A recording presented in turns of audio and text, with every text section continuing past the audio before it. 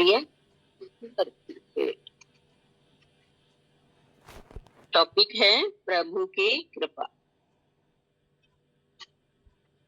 ये सृष्टि परमात्मा की है, अतः वे इसके लिए अपार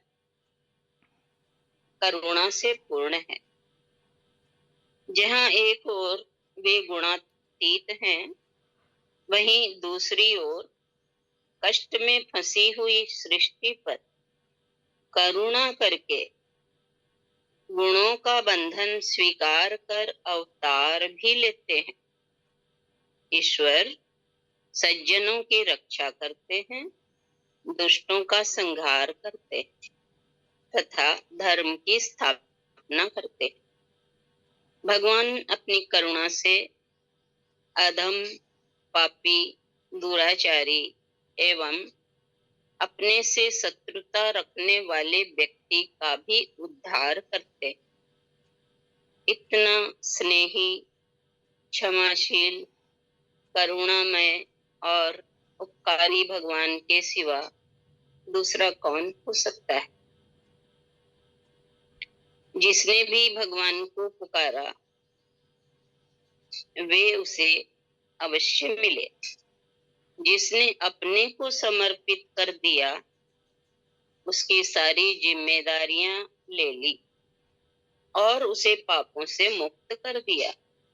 इस प्रकार भगवान की कृपा प्राप्त करने के लिए उनकी भक्ति तथा उनके प्रति प्रेम विशेष सहायक हैं। लेकिन भगवान की भक्ति भी भगवान की कृपा के बिना सुलभ नहीं होती।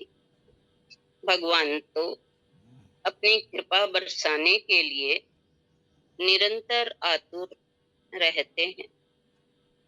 बस आवश्यकता है सच्चे हृदय से पुकारने की। भगवान सर्वत्र व्याप्त है, उन्हें सच्चे मन से पुकार कर तो देखो, उनके आने में देर नहीं लगेगी। लेकिन हमें जो देरी दिखाई पड़ती है उसका एकमात्र कारण है हमारे मन में विश्वास, श्रद्धा, प्रेम और आतुरता की कमी। भगवान की कृपा पोषण करती है, हृदय विकार रहित बनता है तथा पुष्टि आती है। जो मनुष्य सर्व भाव से भगवान की सेवा करता है, भगवान के समक्ष दैन्य भाव अपनाता है, दीनता का भाव, और भगवान पर निर्भर हो जाता है, वह भगवान की निरंतर बरसती हुई कृपा को सहज ही अनुभव कर लेता है। जब भक्त भगवान के लिए व्याकुल होता है तो भगवान भी भक्त के लिए व्याकुल हो जाते हैं। भक्त की रक्षा के लिए भगवान में व्याकुलता न हो ये संभव नहीं है। गज की ग्राह से रक्षा और उद्धार तो सर्व प्रसिद्ध है।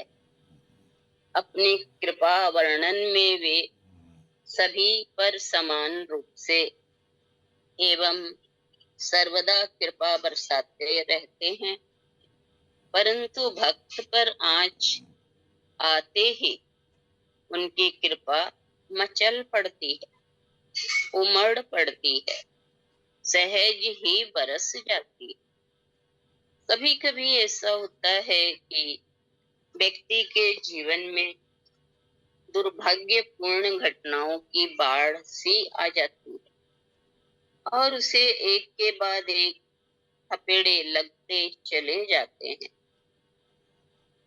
तब लोग अनायास ही प्रश्न कर बैठते हैं कि कहाँ है भगवान, कहाँ है भगवान की वह कृपा जो निरंतर बरसती रहती है। यहाँ तो कृपा की जगह कष्ट ही कष्ट है, क्या यही कृपा है? लेकिन जो लोग भगवान की भगवत्ता जानते हैं, वे इन कष्टों को भी कृपा मानते हैं। वे इन बातों को ऐसे समझते हैं जैसे बालक के हट के आगे माँ उसे चोट पहुंचाकर भयंकर विनाशकारी कर्म से विरत कर देती है। ऐसे ही जीवों के हित के लिए भगवान का ही विधान है। बालक रोता है तो रोए, दुख मानता है तो माने। माँ की इस मार में भी माँ का बच्चे के प्रति प्यार ही काम करता है। मार माँ की कृपा ही है। जब हम अपने ऊपर धारण किए हुए काम, क्रोध, लोभ, मोह, मद, मत्सर का छाता उतार देते हैं,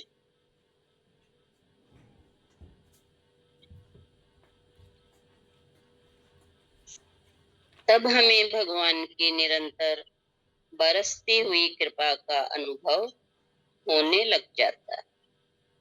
इतना ही है, सूत्र में कह रहे हैं आत्म कृपा, गुरु, शास्त्र और ईश्वर।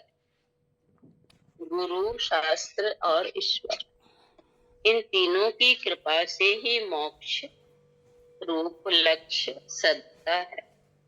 महापुरुषों ने आत्म कृपा को इन सभी का आधार माना है।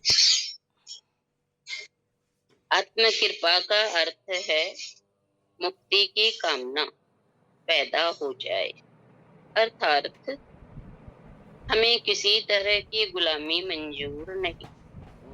अब पूर्ण स्वतंत्रता चाहिए। परतंत्रता महसूस करते हुए उससे मुक्त होने का प्रयास ही जिज्ञासु को गुरु और शास्त्र के पास ले जाती। शास्त्र ज्ञान का शब्द रूप है, जबकि गुरु शब्द ज्ञान को परोक्ष में अपरोक्ष की अनुभूति तक पहुंचाता है।